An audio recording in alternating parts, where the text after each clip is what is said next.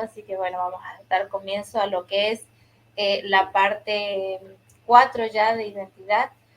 Recordemos que hemos venido ya estudiando a lo largo de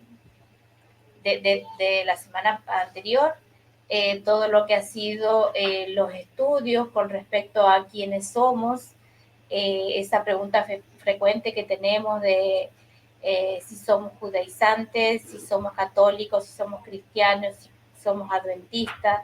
Entonces, para derribar esta idea es que nosotros preparamos este estudio, quisimos traerles esta administración de identidad para comprender nuestra identidad desde una perspectiva hebrea, es decir, a la luz de la escritura. Amén. Bueno, habíamos comenzado con lo que, entendiendo que somos, que hemos nacido en la dispersión, que somos parte de la plenitud de los gentiles, y también por qué ya no nos debemos llamar gentiles. Esta bendición que fue pronunciada sobre, de Jacob sobre los hijos de Joseph, que fue sobre Efraín y Manasés, es decir, pertenecientes a las tribus, es decir, a una de las tribus del pueblo de Israel. Entonces somos Israel, entendemos que nuestra identidad radica allí en Israel. Bien, una vez comprendiendo esto, que somos Israel, comenzamos a ver un poco de lo que es la historia, cómo Israel fue disperso por todo el mundo, fue tragado por las naciones, por haberse apartado de la Torá del Creador. Y entonces allí que nosotros comprendemos que hemos nacido en esa dispersión. Antes de esto hemos visto que el pueblo necesitó un redentor y fue enviado nuestro Mesías Yeshua para redimir al pueblo, para redimir a Israel, para redimir a la nación. Entonces vimos que se necesitó de un redentor y que bueno, por medio de él ahora nosotros obtenemos nuevamente la ciudadanía de Israel por medio del sacrificio de Yeshua. Entonces, una vez comprendiendo esto, es que vamos a comenzar con lo que es justamente esta, la parte 4, ya la parte final de nuestra identidad en el Mesías Yeshua. Amén. Amén. Amén, amén. Y bueno, ahora vamos a ver un poquito lo que ya, como dijo Ivana recién, vamos a ir dando un cierre a toda esta administración. Esta es la cuarta. Que están grabadas en YouTube, así que bueno, ya después esta va a estar grabada y la vamos a estar subiendo dentro de unos días, pero aquel que quiera entrar y ver, les recomendamos que comiencen de la 1 hasta la 4. Amén. En esta ocasión vamos a traer lo que es el Evangelio del Reino. Vamos a hacer lectura de Filipenses 2, del 5 al 8. Haya pues en vosotros este sentir que hubo también en Yeshua Hamashiach, el cual siendo en forma de Elohim, no estimó el ser igual a Elohim como cosa a que aferrarse, sino que se despojó a sí mismo, tomando forma de siervo, hecho semejante a los hombres, y estando en la condición de hombre, se humilló a sí mismo, haciéndose obediente hasta la muerte y muerte de cruz.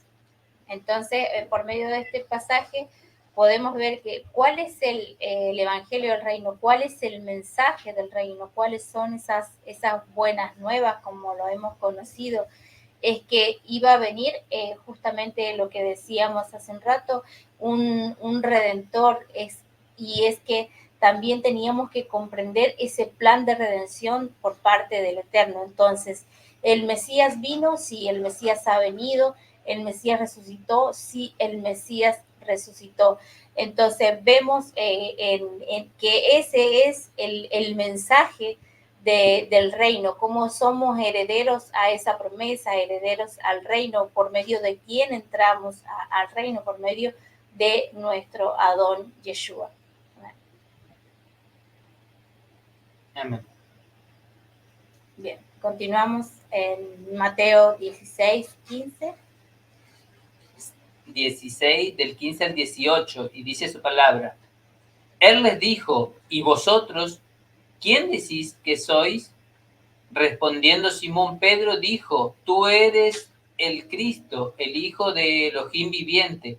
Entonces le respondió Yeshua, bienaventurado eres Simón, hijo de Jonás, porque no te lo reveló carne ni sangre, sino mi Padre que está en los cielos. Y yo también te digo que tú eres Pedro, y sobre esta roca edificaré mi iglesia, y las puertas del Hades no prevalecerán contra ella. Amén. Acá vamos a notar algo muy importante. Primero nos vamos a ir con la palabrita Hades, que por lo general se ha malinterpretado y se ha creído que existe un inframundo como un lugar paralelo, donde es un lugar de sufrimiento y de tormento, como otro mundo donde van los muertos. Y vemos que a la luz de la escritura, a una perspectiva hebrea, esto no es así, no existe tal lugar, porque las personas cuando mueren descansan, es decir, duermen. Entonces, esto, ¿por qué se menciona esta palabra Hades en esta parte? Recordemos que esto está en griego. Pero vamos a ir a la definición de lo que en realidad significa la palabra Hades, pero no a una mentalidad griega, sino a una mentalidad hebrea. Amén. Y en el Strong griego 86 encontramos esta palabra Hades, que justamente significa sepulcro, más simple y llanamente. Lo que pasa es que tenemos esa mente cauterizada. Nosotros hemos visto demasiado Hollywood, demasiadas películas, nos han impregnado en nuestro subconsciente, en nuestra mente, el Hades, ese justamente como decía Ivana, ese inframundo, esa idea griega. Recordemos que Mateo seguramente no habrá pronunciado Hades en realidad mientras estaba hablando, inclusive nuestro Adón Yeshua no puede haber pronunciado esa palabra, sino él habría pronunciado Seol o sepulcro, que es lo más directo. Después, a lo largo del tiempo, estas traducciones se fueron haciendo y aquel que realizó la traducción seguramente tenía una mentalidad griega, entonces impregnó con esa palabra la frase de nuestro On Yeshua. Recordemos que en una mentalidad hebrea eso no existe. No hay existencia de un lugar de muertos, no hay un lugar donde van todos los muertos, sino justamente como decía Ivana, el muerto nada sabe, descansa hasta la próxima venida, hasta la resurrección. Bien, otro punto a destacar es con respecto a la famosa frase que utilizan, el famoso versículo que utilizan en las denominaciones, ¿no es cierto?, en las religiones, para decir que Pedro, que Pedro es la iglesia, que Pedro es la roca fundamental de la iglesia, para de un modo o de cierto modo exaltar a Pedro. Pero vemos que esto no es así. ¿Por qué? Porque lo que sucede es que no hemos hecho una lectura comprensiva de esto. Dice el verso 18, y yo también te digo que tú eres Pedro, y sobre esta roca edificaré mi iglesia. ¿A qué se está refiriendo Yeshua con esto? Lo vamos a traer de otra traducción, hemos traído de la Torá viviente. También te digo esto, tú eres Kefa, piedra pequeña, y sobre esta roca, Edén, que soy yo, edificaré la asamblea de Israel, y las puertas de Seol no podrán vencerlas. Acá vemos, ¿no es cierto? Aquí sí, Yeshua ya usa lo que es la palabra Sheol. Vemos en otras traducciones más antiguas que nos dicen, yo te digo que tú eres Kefa, y que sobre la masa rocosa que soy, que encima de la piedra cincelada por Adonai que soy, de la roca preciosa de mi fidelidad, de la piedra íntegra que soy, que sobre la roca valiosa que es mi testimonio, que encima de la piedra viva, no profanada por el hierro de la muerte que soy, construiré mi Keilah, mi templo espiritual, lo cual será mi gloria, mi pueblo, mi casa de oración, mi congregación, mi Kadoshim, que fueron emancipados, mi asamblea de los que destacaron por existir dentro del Tanaj en libertad. Y te anuncio que las puertas del Seol no ejercerán fuerza contra ella. Entonces, ¿qué nos está diciendo Yeshua? ¿Qué es lo que no comprendíamos antes? Cuando veíamos en el verso 18 que dice, y yo también te digo que tú eres Pedro, y sobre esta roca edificaré mi iglesia. Cuando decía, y sobre esta roca edificaré mi iglesia, cuando le estaba diciendo eso se estaba refiriendo a él.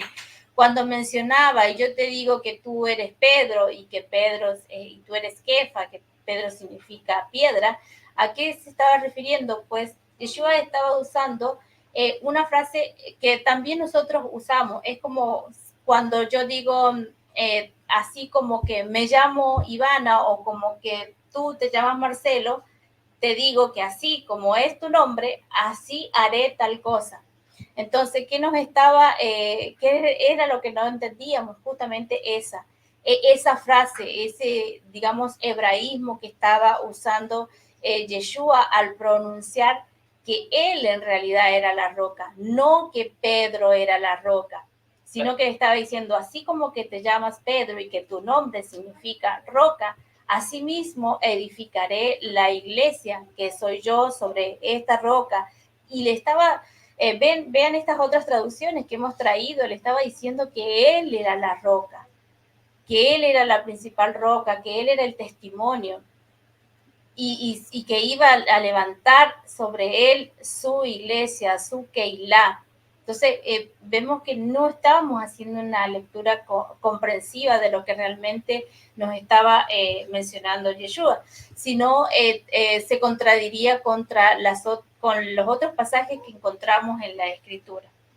Amén. Y otro de los pasajes que encontramos justamente es Rab Shaul escribiendo esta carta a los Corintios, que está como referencia ahí, 1 Corintios 10:4, y la voy a leer desde el 1 para poder comprender un poquito las cosas.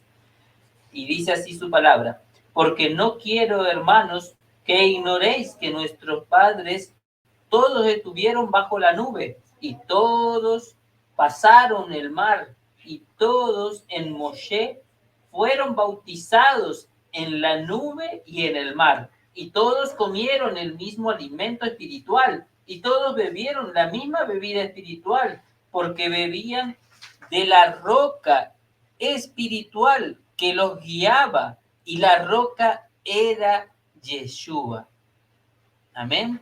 Entonces vemos ese justamente hebraísmo que explicaba Ivana, digamos, así de cierto, como tú te llamas Pedro, así de cierto yo edificaré sobre esta piedra, que soy yo, Yeshua, mi Keilah, ¿no es cierto? Entonces vemos y cómo esa roca, en 1 Corintios, Pablo lo había comprendido y estaba exhortando a los corintios de esa magnífica presencia del Eterno allá desde que salieron de Egipto. La magnífica presencia de nuestro don Yeshua acompañando al pueblo de Israel, sacándolos de Egipto con manos poderosas, sacándolo, trasladándolo por el desierto, atravesando el mar, haciendo una tevilá, haciendo una inmersión en las aguas, al pasar el mar muerto. Vemos cómo, digamos, Pedro lo había comprendido. ¿Y por qué nosotros no, después de tanto tiempo, no haber entendido estas palabras? Justamente porque venimos en una mente cauterizada, en una mente que habíamos perdido las ideas, perdido el contexto hebreo. por ejemplo, como recién hablábamos de la palabra Hades. Hades. Digamos, uno automáticamente piensa en el inframundo, automáticamente, porque hemos visto demasiadas historias, hemos estudiado historia griega, incluso en nuestras escuelas. Se nos enseña mucho Se nos enseña todo eso en las escuelas, con respecto a los dioses y todo esto. Entonces, al estudiar todo lo que es con respecto a los dioses griegos y toda esa... mitología, bueno, la mitología griega, la mitología nórdica, las distintas mitologías, ¿no es cierto? Si bien conocemos que son como la base de la historia humana, no del eterno. Pero ya sabemos, justamente, nosotros estamos, como comenzamos al principio de todas estas enseñanzas, en nuestra identidad, estamos buscando nuestra identidad espiritual, no nuestra identidad terrenal.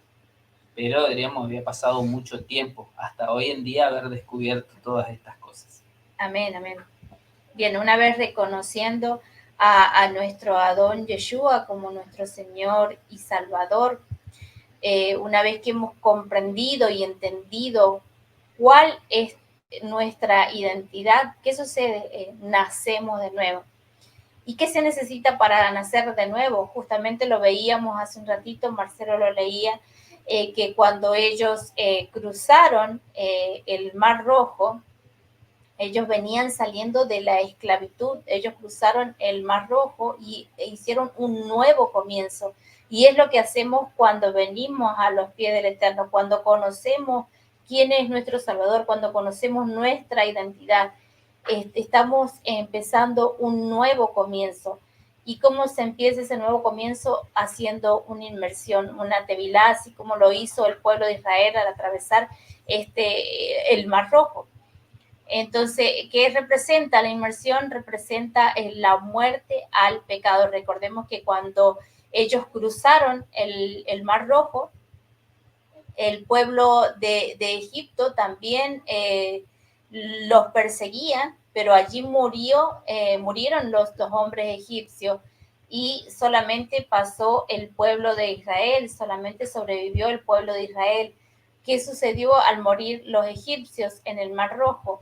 ¿Qué simboliza Egipto en las escrituras? Nos simboliza pecado. Allí murió el hombre de pecado para que nazca una nueva nación como lo es Israel. Entonces, para hacer nuevas criaturas. ¿Amén? Bueno, vamos a ver en Romanos 6, del 1 al 8. Amén. Acá también otra vez Rab Shaul dando entendimiento, diríamos, los romanos de lo que estaba sucediendo.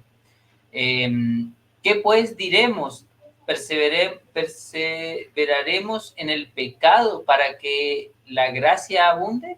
En ninguna manera, porque lo que hemos muerto al pecado, ¿cómo viviremos en él?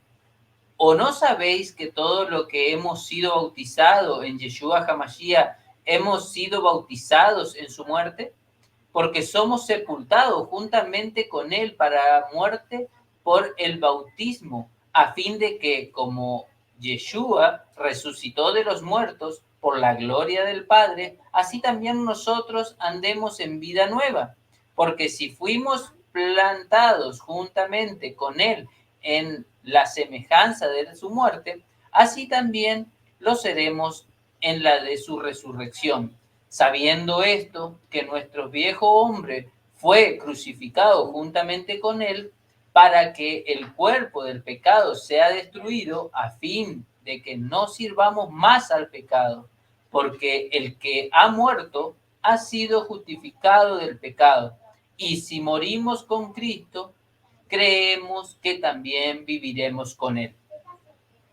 Amén. Entonces, veamos cómo también Pablo nos explicaba con respecto a ese hombre de pecado que queda sepultado, es decir, que muere una vez que nos hacemos nuestra inmersión, que hacemos nuestra tevilá. Eso es lo que significa, lo que simboliza hacer la inmersión en el nombre de nuestro Mesías, Yeshua. Recordemos que él ha resucitado y es por eso que en nombre de Él tenemos que hacer nuestra inmersión, como nos dice la Escritura, y de esa manera, como lo decía Yeshua, nacemos de agua, nacemos nuevamente, somos nuevas criaturas. Eso lo vemos en Efesios 2. Del 8 al 10. Porque por gracia sois salvos por medio de la fe, y esto no de vosotros, pues es don de Elohim, no por obras, porque nadie se gloríe, porque somos hechura suya, creados en Yeshua HaMashiach para buenas obras, las cuales Elohim preparó de antemano para que anduviésemos en ellas. Amén. ¿Cuáles son estas buenas obras que el Eterno ha preparado de antemano? Son sus mandamientos, es su Torah.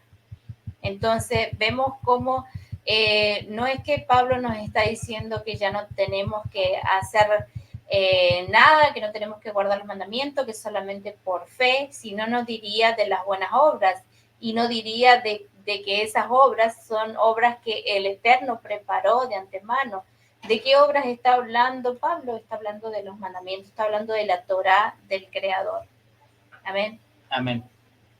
Y así tenemos que ver toda esta situación, porque tenemos, diríamos, recordemos que Yeshua mismo le explicó a Nicodemo, ¿no es cierto?, que Nicodemo no comprendía esto de nacer de nuevo de las aguas, de dejar el viejo hombre, la carne, debajo de las aguas y volver a nacer, porque él comprendía de forma literal, como pasa muchas veces hoy en día.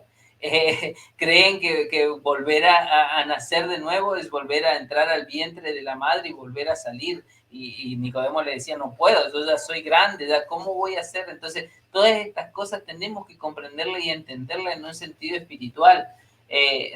Yeshua se estaba refiriendo a la inmersión, a esta tevilá, a dejar ese viejo hombre en las aguas. Así es, y entrar a lo que es comenzar una nueva vida. No que hagamos nuestra inmersión y que sea solo una remojadita y ya está y sigo pecando. No, porque recordemos que simboliza algo muy importante. La hicimos en el nombre de nuestro Adón Yeshua. Si nosotros hacemos nuestra inmersión en el nombre de Yeshua y voy y sigo mi vida y sigo pecando y sigo cometiendo abominaciones delante del Eterno, pues estaría pisoteando la sangre del sacrificio de Yeshua, me estaría burlando del sacrificio de Yeshua. Entonces tenemos que tener cuidado. Si estamos decididos a cambiar por el Eterno, si estamos decididos a cambiar por el sacrificio que Yeshua hizo por nosotros, pues hagan la inmersión, es decir, en el nombre de Él, para ser nuevas criaturas, para ser nuevos, para ser renovados, para tener una nueva vida y que no signifique solamente una remojada, porque estaríamos haciendo eso, lo que les dije, burlándonos de Yeshua, burlándonos de su sacrificio. De nada serviría, de nada sirve. Recuerden que cuando volvemos al pecado, el Eterno nos ve como perro que vuelve al vómito. Entonces no hagamos eso. Tengamos cuidado de lo que hacemos. Tengamos cuidado de que si hemos decidido servirle al Eterno, pues le sirvamos al Eterno y no seamos de doble ánimo, no le sirvamos al Eterno y al mundo. No por quedar bien con el mundo nos vamos también tras el pecado. No, no seamos de doble ánimo, sirvámosle al Eterno como Él nos manda a que le sirvamos, como Él nos ordena, como Él nos expresa que es su voluntad y tengamos esa nueva vida. Vean lo que nos dice en Santiago 1, 25. Mas el que mira atentamente a la perfecta ley, la de la libertad, y persevera en ella, no siendo oidor olvidadizo, sino hacedor de la obra, este será bienaventurado en lo que hace. Vean que justamente los mandamientos del Creador son para bendición, no son una carga pesada, no es una carga pesada difícil de llevar como muchos piensan. Se les hace carga difícil porque prefieren seguir al mundo, prefieren quedarse en el mundo porque les es más seductor el mundo y porque están acostumbrados a vivir en y como el mundo. Entonces ahí es cuando se hace una carga pesada. Porque si esta parte no existiera, la parte del mundo seductor, la parte de pecado, pues no sería nada costoso, no nos sería difícil de guardar los mandamientos. ¿Pero por qué nos es difícil guardar? Porque es seductor el mundo, porque el pecado es seductor y tenemos que tener cuidado con eso. Veamos lo que nos dice en Deuteronomio 4:1. Ahora pues, oh Israel, oye los estatutos y decretos que yo os enseño, para que los ejecutéis y viváis y entréis y poseáis la tierra que Yud-Heh-Vav-Hei, el Elohim de vuestros padres, os da. Amén, amén. Vean lo importante que nos dice el Eterno, es que escuchemos. Shema nos dice ahí, escucha Israel y obedece, oye y obedece los estatutos. Entonces eso es lo que tenemos que hacer, escuchar y obedecer. ¿A quién? Al Eterno, no al mundo, Como no a las obedecemos, tentaciones. haciendo caso a las obras que él preparó de antemano, como lo decía Rab Shaul. Recordemos que otra de las cosas muy interesantes, hasta nuestro don Yeshua, cuando le fue tendida la trampa de la mujer adúltera, él mismo le ordena a esa mujer, y muchas veces en los milagros, cuando sanaba a los leprosos, cuando sanaba le decía, ve y no vuelvas a hacer tal cosa, ve y no peques más, le dijo a la mujer. Ve, bueno, eso es lo que tenemos que hacer. No le dijo a la mujer, bueno, ya está, te perdono y ahora sigue tu vida de libertinaje, o eres libre ya de la ley y ya no puedes hacer más nada. No, ya no tienes que cumplir más con la ley. No, Yeshua le dijo, has sido perdonado, tus pecados han sido perdonados, pero ve y no peques más. No vuelvas a hacerlo. Entonces nosotros tenemos, mucha gente tiene esa idea de que si yo confieso con mi boca que Yeshua es mi Salvador, ya con eso estoy libre de pecado. No, mis acciones siguen siendo de esta carne. Pablo mismo dice él que es preso de la carne, que hay muchas cosas que las pasiones y los enojos y las cosas nos llevan a pecar diariamente porque vivimos carnalmente, vivimos en la carne. Lamentablemente es así. No llevamos una vida espiritual. Entonces, a cada segundo podemos caer en pecado. Estamos expuestos. No por decir, Yeshua me liberó, yo confío en Yeshua que me va a salvar, Él es mi Mesías. Ya con eso soy libre de hacer, digamos, cualquier cosa. Soy libre de las escrituras, de la Torá. Recordemos, ¿qué es lo que me hace ver mi error? Mi espejo. ¿Cuál es mi espejo? La Torá. La Torá es el que me hace ver en qué yo me equivoco, en qué caigo, en qué erro. Entonces exactamente. Es como decía Marcelo, es nuestro espejo que nos ayuda a ver en qué estamos fallando, qué cosas son las que debemos de corregir, como recién me lo comentaba el hermanito Art, bueno, no sé cómo se llama, pero así sale el nombre en TikTok, con respecto al velo. Y justamente yo buscaba y pedía eso, que me trajeran versículos donde era una ordenanza. Si bien no aparece una ordenanza como tal con respecto a lo del velo, pero sí ya vamos a hacer un estudio con respecto a lo del manto, a lo del velo, y que es algo muy importante. Lo estoy haciendo por respeto al Creador. No aparece en la Torá como un mandamiento, pero sí como una forma de mostrar respeto y sumisión a quien estoy sirviendo. Entonces, es por eso que lo estoy usando y es por eso que la Torá que nos hace, nos va mostrando en qué estamos equivocados, qué son las cosas que debemos ir corrigiendo. Si bien yo decía así, no hay una ordenanza, entonces no lo voy a usar. Yo tenía ese, digamos, sesgo, ¿no es cierto? Pero son cosas que corregí y que voy corrigiendo de a poco y es eso lo que tenemos que hacer, mirar a la Torá como un espejo, porque nos va a ayudar y nos va a mostrar en qué estamos equivocados y cuáles son las cosas que debemos ir corrigiendo para tener una vida santa delante del Eterno. Amén. Bien, bueno, ahora vamos a leer lo que es Efesios 2, 11 al 19, como tenemos, que bueno, ya lo habíamos leído en el estudio, en los estudios anteriores, pero lo traemos ahora un poquito más completo con respecto a nuestra identidad por medio del Mesías. Siempre leemos Efesios 2:11 para refutarle a muchos hermanos que no entienden que somos Israel por creer en nuestro Mesías Yeshua, por el sacrificio de Yeshua. Pero vamos a ver cómo nos explica mejor Pablo si continuamos leyendo. Amén. Nos dice así, palabra del Eterno. Por tanto, recordad que en un tiempo vosotros los gentiles en la carne, los llamados incircuncisos por la llamada circuncisión hecha a mano en la carne, estabais en aquel tiempo apartados de Cristo, excluidos de la ciudadanía de Israel y extraños a los pactos de la promesa, no teniendo esperanza y sin Elohim en el mundo.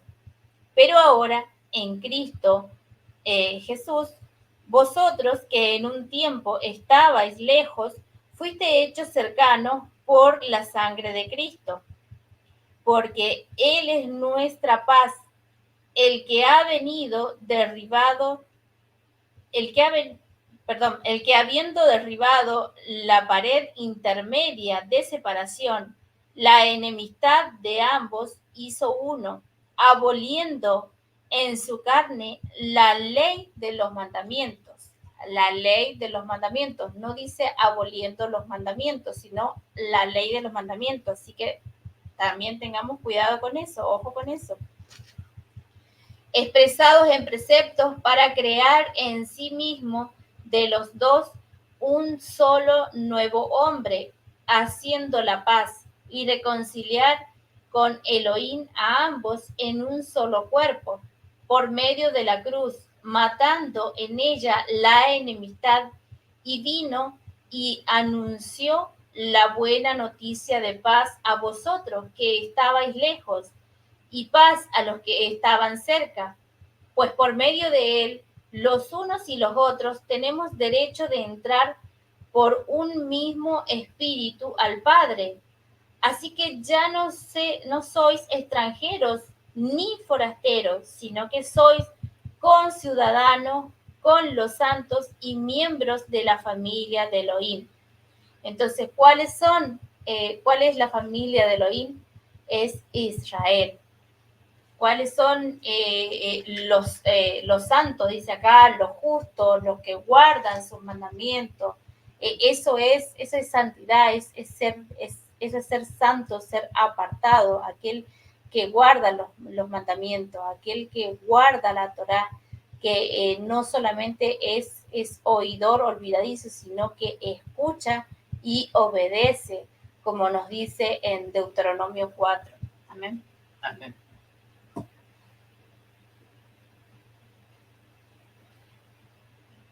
Bien. Y vemos algo muy importante con todo esto, que siempre se ha tratado de Israel.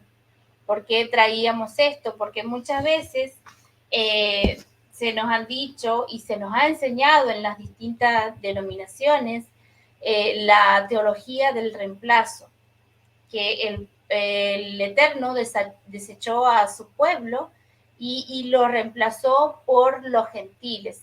Y esto no es así. Esto no dice en la Escritura. Siempre se ha tratado de Israel. Veamos lo que nos dice en Santiago 1:1.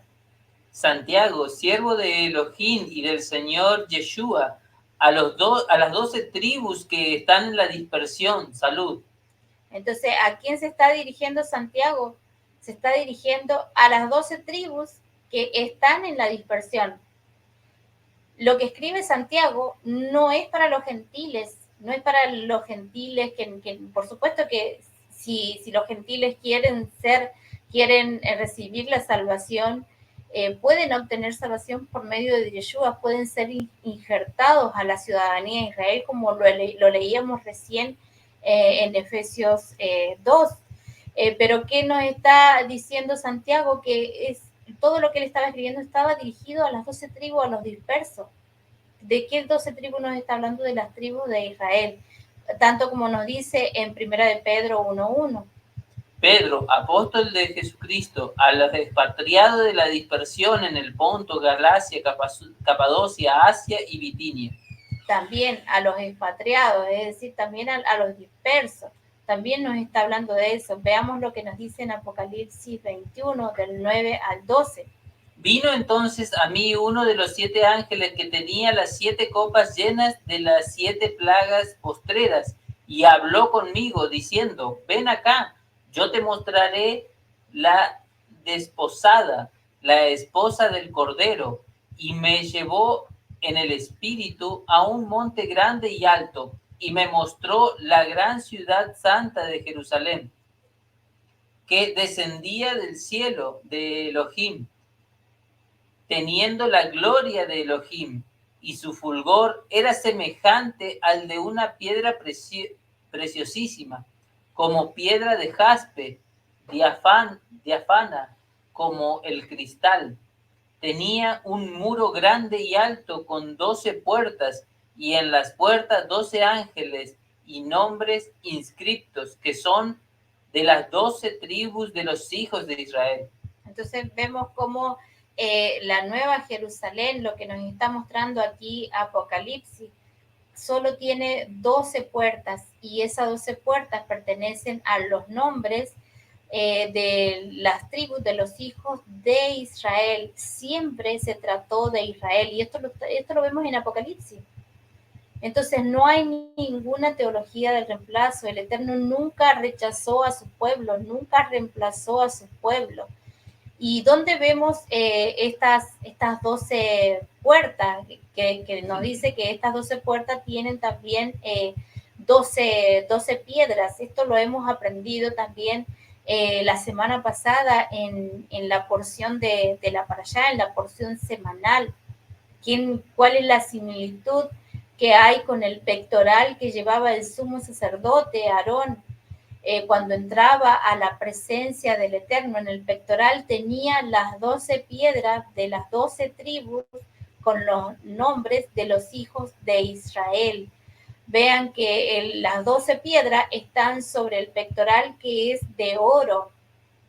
¿Qué nos dice la Escritura? Nos señala que es la ciudad de oro, y que las 12 puertas tienen las 12 piedras de los nombres de los hijos de Israel. Entonces, ¿qué nos está simbolizando el pectoral de Aarón? Justamente eso, la ciudad celestial, la nueva Jerusalén, esa que va a descender del cielo. Vean cómo es el pectoral de Aarón, tiene una forma cuadrada. Cómo es la ciudad que va a descender, es un cubo perfecto. Entonces, vean la similitud que hay entre la ciudad celestial y el pectoral de Aarón. Vean cómo nos estaba ya simbolizando y mostrando desde el principio el Eterno. Todo nos estaba mostrando desde el principio. Nos estaba mostrando esa ciudad celestial, esa ciudad santa en el pectoral de Aarón. Recordemos que también en el efod, en los hombros de Aarón, llevaba las 12 tribus de Israel.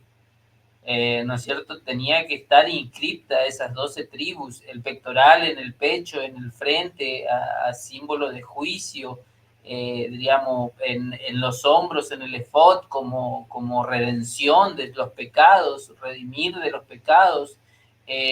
Nunca se habla en la escritura de algún otro pueblo, de alguna otra nación. Siempre fue Israel. Digamos, si bien inclusive le dio carta de divorcio, ¿no es cierto? Pero nunca dijo que no la desposaría. Incluso acá en Apocalipsis dice que a quién vio, sino a la mujer preparada para desposar. Entonces, y esta mujer era la Jerusalén, eran las 12 tribus. No hay otra forma. Muchos dicen, no, pero es que los gentiles, es que fue mal interpretada la palabra gentiles. Justamente, no hay puerta para el gentil. No hay una 13ª puerta, no hay una puerta escondida para aquel que no reconoce a Yeshua. Recordemos que una vez que reconocemos a Yeshua, como decía Pablo recién en Efesios, ya somos parte del pueblo de Israel. Ya somos injertados en el olivo. Recordemos que todos los gentiles, ¿fuimos alguna vez gentiles la mayoría de las personas? Sí, lo fuimos. Después reconocimos a Yeshua y nos transformamos en un olivo silvestre que crece solo en el campo, sin Torá.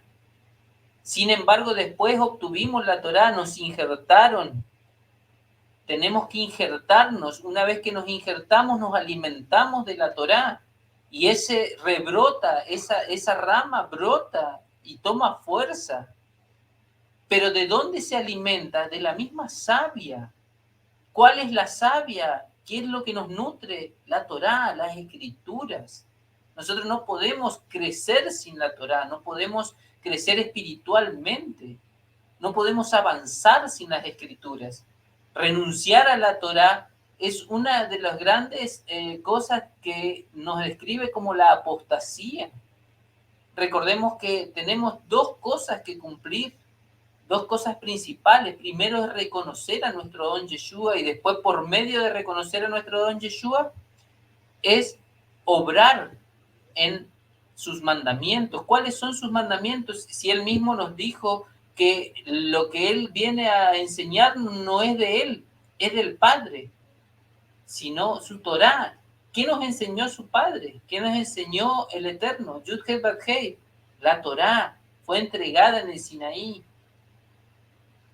Los profetas que después vinieron no hablaron de otra cosa que no fuera de la Torá.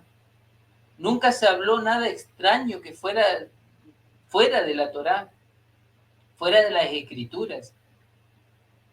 Tenemos que escudriñarlas, tenemos que aprenderlas y tenemos que comprender que una vez que reconocemos a nuestro don Yeshua, adquirimos ciudadanía y al adquirir ciudadanía somos parte de esa identidad de Israel, esa identidad espiritual. Ahora yo, como ser parte del pueblo de Israel, tengo que seguir las reglas, tengo que seguir las leyes, las instrucciones para ser esa Israel espiritual. ¿Dónde voy a encontrar esas leyes? En las Escrituras. El Eterno nos dejó, Él es el Creador, Él es nuestro Creador. Él nos dejó el manual de instrucciones para vivir en santidad, para vivir en una forma kadosh. Entonces, ¿cómo me puedo negar a el Shabbat? ¿Cómo me puedo negar a las santas convocaciones? ¿Cómo puedo negarme a usar ropa decorosa? Recordemos las instrucciones, lo que estuvimos leyendo hace poquito, son tan específicas para un sumo sacerdote. Recordemos que nuestro único sumo sacerdote es Yeshua, pero después estamos invitados a ser sacerdotes. Recordemos que los hijos de Aarón tenían algunas diferencias, pero la ropa en sí era casi la misma. Tenían que cubrirse la cabeza, tenían que usar ropa de lino, tenían que entrar al lugar santo purificados, entregando sacrificios. Recordemos, nuestros sacrificios son nuestras oraciones. ¿Cómo vamos a presentarnos frente al Eterno mal vestidos o inadecuadamente? Nuestro don Yeshua nos enseña que si tenemos algún problema con algún hermano, dejemos la ofrenda al pie del altar, vayamos y solucionemos ese problema y volvamos y entreguemos esa ofrenda. En ninguna manera él dijo, no, dejen la ofrenda ahí o no la pueden hacer y listo.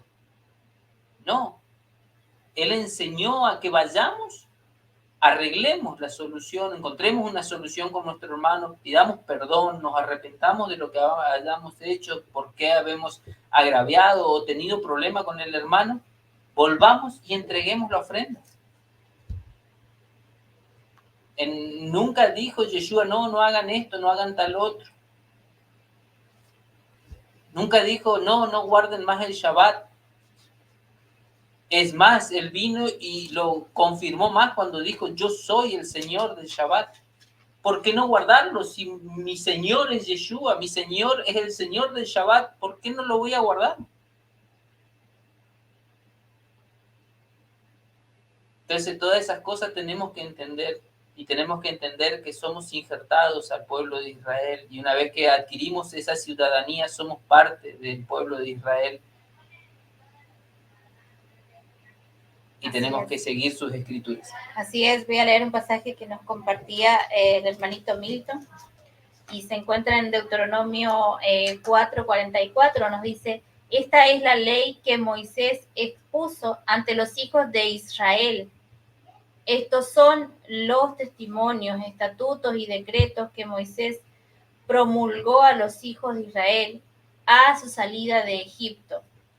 Recordemos que cuando ellos salieron de Egipto y estuvieron a los pies del Sinaí, y el Eterno entrega lo que son los estatutos, lo que son sus decretos, se las entregó a las 12 tribus, y tenía que ser también para los extranjeros, para todo el extranjero que vivía entre ellos, era para todo, pero no le dio un nombre al extranjero, no le dio una tribu o una piedrita, no había en el pectoral de Aarón, no había una piedra para el extranjero, una piedrita para el gentil, no había, ni tampoco la habrá. ¿Por qué?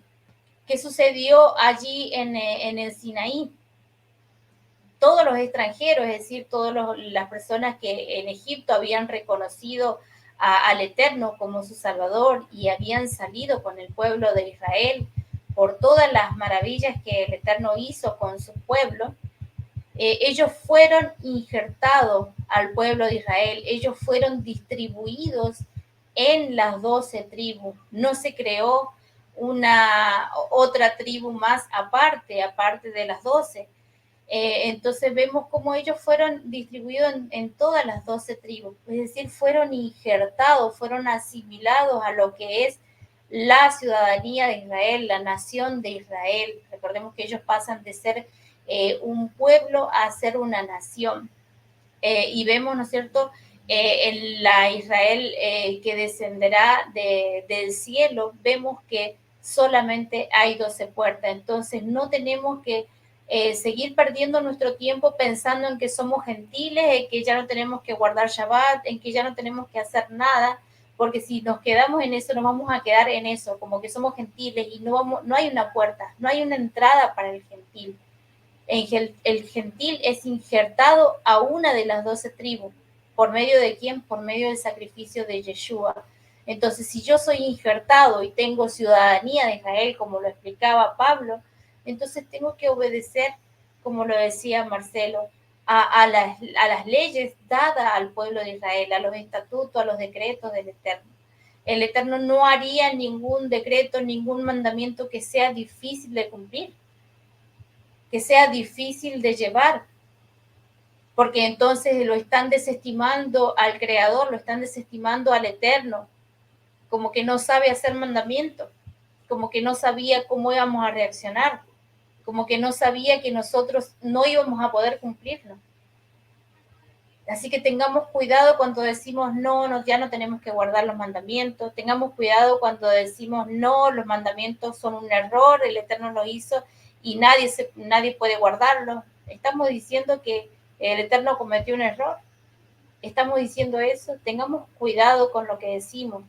Si no escudriñamos bien su palabra, si no hemos leído desde el principio, porque el plan de redención está desde el principio, porque todo su plan, todo nos fue anunciado desde el principio. Amén. Amén. Bueno, amados, espero que esto les haya sido de bendición. Esto es lo que sería todo lo que es identidad desde una perspectiva hebrea. Y en conclusión, somos Israel. somos Israel. Amén, amén. Amén, amén.